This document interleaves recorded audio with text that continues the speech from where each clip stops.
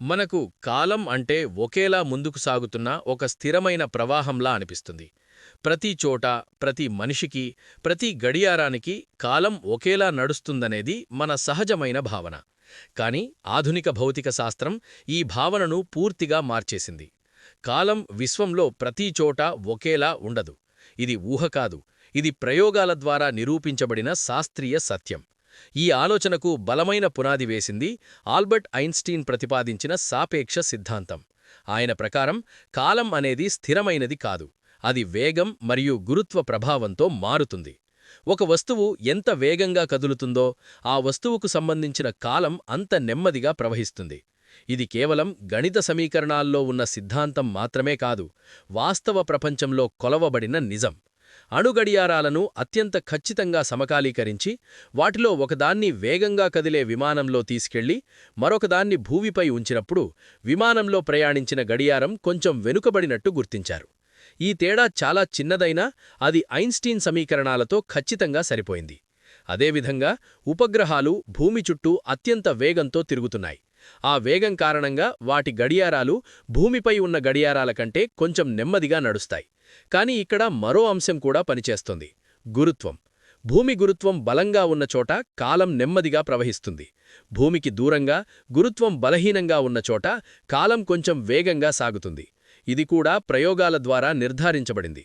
సముద్రమట్టంలో ఉన్న అణుగడియారం కొండపై ఉన్న అణుగడియారంతో పోలిస్తే స్వల్పంగా వెనుకబడుతుంది.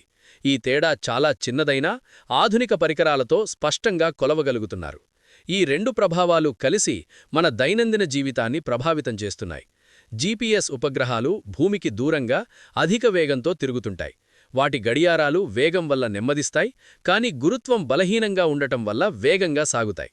ఈ రెండు ప్రభావాల కలయికగా వాటి గడియారాలు రోజుకు సుమారు 38 మైక్రోసెకండ్లు భూమిపై ఉన్న గడియారాల కంటే ముందుకు వెళతాయి.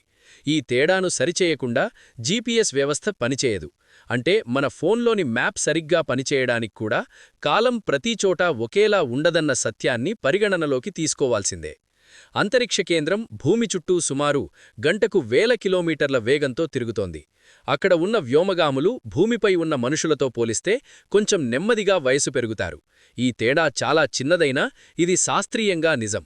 ఇక మరింత తీవ్రమైన గురుత్వ ప్రాంతాల గురించి ఆలోచిస్తే బ్లాక్ హోళ్ల దగ్గర కాలం మరింత నెమ్మదిగా సాగుతుంది.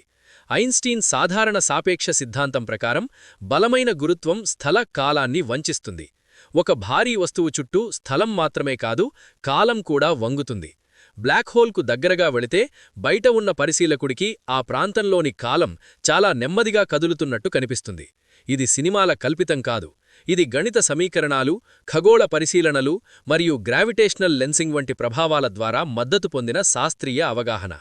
మనం ఈ మార్పులను ఎందుకు అనుభవించలేకపోతున్నామంటే మన రోజువారీ వేగాలు కాంతి వేగంతో పోలిస్తే చాలా చిన్నవి.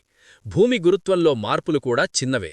అందువల్ల కాలంలో వచ్చే తేడాలు సూక్ష్మంగా ఉంటాయి. కాని శాస్త్రానికి సూక్ష్మమైన తేడా కూడా అత్యంత ముఖ్యమైనది. విశ్వంలో ఎక్కడా ఒకే రకం సార్వత్రిక గడియారం లేదు. ప్రతి పరిశీలకుడికి, ప్రతి వేగానికి, ప్రతి గురుత్వ స్థితికి కాలం వేరువేరుగా ప్రవహిస్తుంది. మనం దూర గెలాక్సీలను చూస్తున్నప్పుడు కూడా వాటిని ప్రస్తుత రూపంలో కాదు, గతంలో ఉన్న రూపంలోనే చూస్తున్నాం. ఎందుకంటే కాంతి ప్రయాణానికి సమయం పడుతుంది. అంటే మనం చూస్తున్న విశ్వం కూడా సమకాలీనంగా కనిపించినా వాస్తవానికి వివిధ కాలాల మిశ్రమం. ఈ అవగాహన మనం కాలాన్ని ఎలా అర్థం చేసుకోవాలో పూర్తిగా మార్చేస్తుంది. కాలం అనేది ఒక స్థిరమైన నేపథ్యం కాదు, అది విశ్వ నిర్మాణంలో భాగం. స్థలం మరియు కాలం కలిసి ఒకే నిర్మాణంగా పనిచేస్తాయి. వేగం పెరిగితే కాలం నెమ్మదిస్తుంది, గురుత్వం పెరిగితే కాలం నెమ్మదిస్తుంది. ఈ రెండు సూత్రాలు కలిసి విశ్వంలో ప్రతి కదలికను ప్రభావితం చేస్తున్నాయి. మనం గమనించకపోయినా మనం నివసిస్తున్న ఈ గ్రహం కూడా ఈ నియమాలకు లోబడే ఉంది. శాస్త్రం ఈ నిజాన్ని కేవలం సిద్ధాంతంగా చెప్పలేదు. అది కొలిచింది, నిర్ధారించింది మరియు తాంత్రికతలో ఉపయోగించింది. కాలం ప్రతిచోటా ఒకేలా ఉండదన్న సత్యం మనకు వినయాన్ని నేర్పిస్తుంది. మన అనుభవం పరిమితమైనది, కానీ విశ్వనియమాలు విశాలమైనవి. కాలం కూడా విశ్వంతో కలిసి మారుతుంది. ఇదే ఆధునిక భౌతిక శాస్త్రం మనకిచ్చిన గొప్ప అవగాహన. కాలం గురించి మనం ఇప్పటివరకు నేర్చుకున్నది ఒక గొప్ప మార్పును సూచిస్తుంది. మన రోజువారీ అనుభవంలో కాలం ఒకేలా నడుస్తున్నట్టు అనిపించినా విశ్వస్థాయిలో అది పరిస్థితులపై ఆధారపడి మారుతుంది. వేగం పెరిగితే కాలం నెమ్మదిస్తుంది. గురుత్వం పెరిగితే కాలం నెమ్మదిస్తుంది. ఈ 2 సూత్రాలు కేవలం సిద్ధాంతాలు కాదు, అవి ప్రయోగాలతో, పరిశీలనలతో, సాంకేతికతతో నిర్ధారించబడ్డాయి. జీపీఎస్ ఉపగ్రహాలు పనిచేయడం నుండి అంతరిక్ష పరిశోధనల వరకు కాలం సాపేక్షమనే సత్యం ప్రతిరోజూ మన జీవితంలో పనిచేస్తోంది. ఇది మనం ఊహించని ఒక నిజం. విశ్వంలో ఎక్కడా ఒకే రకం గడియారం లేదు. ప్రతి పరిశీలకుడికి కాలం కొంచెం భిన్నంగా ప్రవహిస్తుంది. ఈ అవగాహన మనం విశ్వాన్ని చూసే విధానాన్ని పూర్తిగా మార్చేస్తుంది. కాలం ఒక వేరు ప్రవాహం కాదు, అది స్థలంతో కలిసి పనిచేసే నిర్మాణం. స్థలం వంగితే కాలం కూడా వంగుతుంది.